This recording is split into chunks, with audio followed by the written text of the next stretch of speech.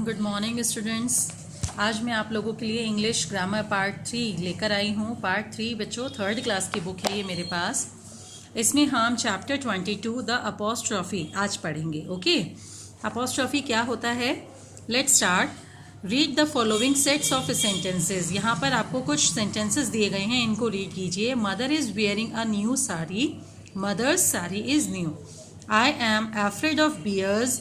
I am afraid of bears. यहाँ पर आप देखेंगे क्या डिफरेंस है इनमें, क्या आप बता सकते हो? आइए मैं आपको समझाती हूँ। In the first set we get to know that the lady is wearing a new sari. First sentence में आप देखोगे ना, mother is wearing a new sari. इस सेंटेंस में हमें क्या पता चला कि ये जो लेडी है इन्होंने नई साड़ी पहन रखी है। From the first sentence, okay, first sentence से हमें ये पता चला and that the sari belongs to her and it is new from the second. और सेकेंड सेंटेंस से हमें क्या पता चल रहा है कि ये जो साड़ी है ये किसकी है? मदर की है ना? और कैसी है? न्यू है। तो यहाँ कह रहे हैं but in the second set both the sentences mean the same, still we have use the same symbol in these sentences. जो सेकेंड वाला ये सेंटेंस का सेट है इसमें क्या है? सेम मीनिंग है सेंटेंस का, ठीक है।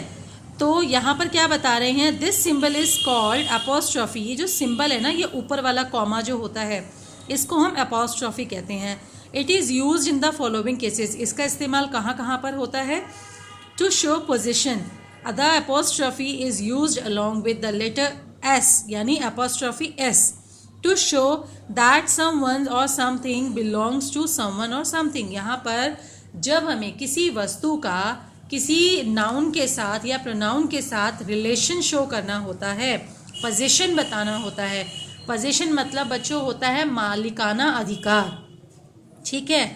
तो हम यहाँ पर एपोस्ट्रोफी एस का यूज़ करते हैं। अगर हिंदी में हम बात करें तो इसका मतलब होता है का, की या के, ठीक है। जैसे कि यहाँ फर्स्ट सेंटेंस में कहा है मम्मी की साड़ी नई है। यहाँ पर है ना, mother's sari is new, mummy की साड़ी नई है। तो यहाँ पर मम्मी की, तो ये जो की आया ये इस एपोस्ट्रोफी एस के कारण आया, ठीक है ना। तो एपोस्ट्रोफी एस का यूज़ होता है जब हमें किसी वस्तु पर किसी संज्ञा का या सर्वनाम का मालिकाना अधिकार दिखाना होता है, ठीक है। फॉर एग्जाम्पल डॉग्स ईयर, कुत्ते का कान। एपोस्ट्रोफी एस का, की, के लिए इस्तेमाल होता है बच्चों सब्जेक्ट के अकॉर्डिंग। बेबीज स्माइल, बच्चे की मुस्कान। गर्ल्स हॉस्टल, लड़कियों का हॉस्टल। अर्थ्स एटमॉस्फेयर, यानी पृथ्वी का वातावरण। तो आपने देखा यहाँ पर कि हमने अपोस्ट्रोफी एस का यूज़ किया है। ओके बच्चों, एक चीज़ मैं आपको और बता दूँ, आप देखेंगे कि यहाँ पर तो अपोस्ट्रोफी के बाद एस लगा है, इसमें भी और इसमें भी, लेकिन इसमें आप देखेंगे कि एस के बाद अपोस्ट्रोफी लगा है। तो ये डिफरेंस क्या है? ये डिफरेंस मैं आपको बता दूँ, जब हम एक सिंगुलर सब्जेक्ट की बात करते हैं तो उसका संबंध स्थापित करने के लिए एपोस्ट्रोफी एस लगाते हैं, ठीक है।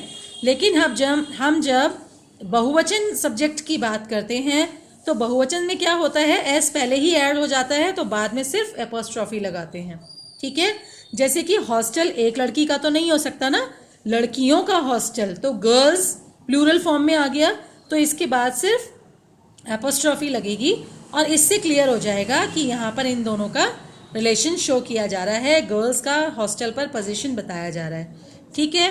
तो ध्यान रखिएगा, सिंगुलर फॉर्म में एपोस्ट्रोफी के बाद एस आएगा, प्लूरल फॉर्म में सिर्फ एपोस्ट्रोफी आएगी, ठीक है बच्चों।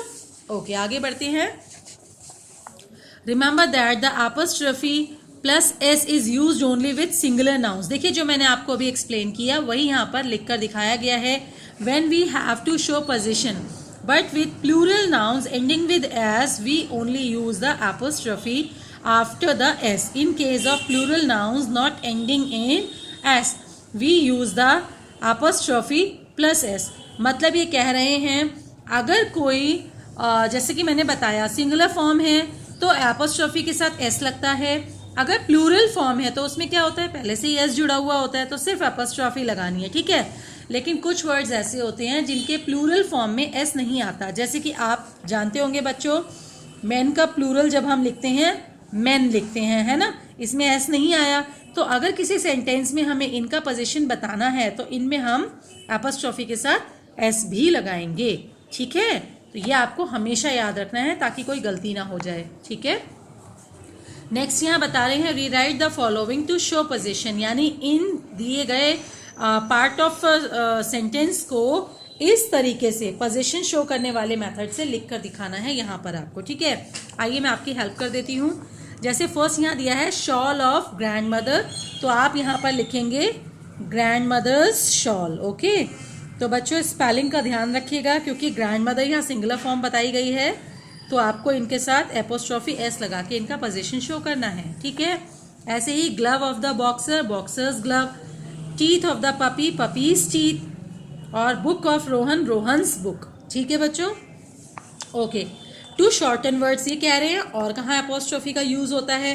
एपोस्ट्रोफी का यूज शब्दों को छोटा करने के लिए भी होता है। कैसे? शॉर्ट फॉर्म बनाने के लिए। कैसे, आइए समझते हैं। We use the apostrophe between two words और शॉर्टन इट, हम दो शब्दों के बीच या किसी लंबे शब्द को शॉर्टकट में लिखने के लिए भी एपोस्ट्रोफी का यूज करते हैं। जैसे यू विल, इसको शॉर्टकट करने के लिए एपोस्ट्रोफी के बाद लास्ट के 2 लेटर्स लिख दिए गए हैं, यू विल। ठीक है, it is it's, they are, would not wouldn't. ठीक है, तो यहाँ पर इस तरीके से इनका शॉर्ट फॉर्म बनाया जाता है। यहाँ पर कह रहे हैं नोट द फॉलोइंग, ध्यान दीजिएगा। While shortening the word the apostrophe replaces some letter of the second word as shown above.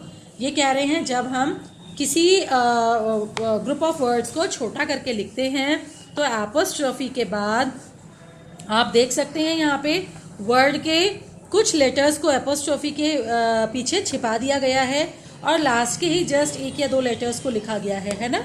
आप ऊपर लिखे गए मेथड को समझ सकते हैं। इसी मेथड से आप वर्ड्स को छोटा कर सकते हैं।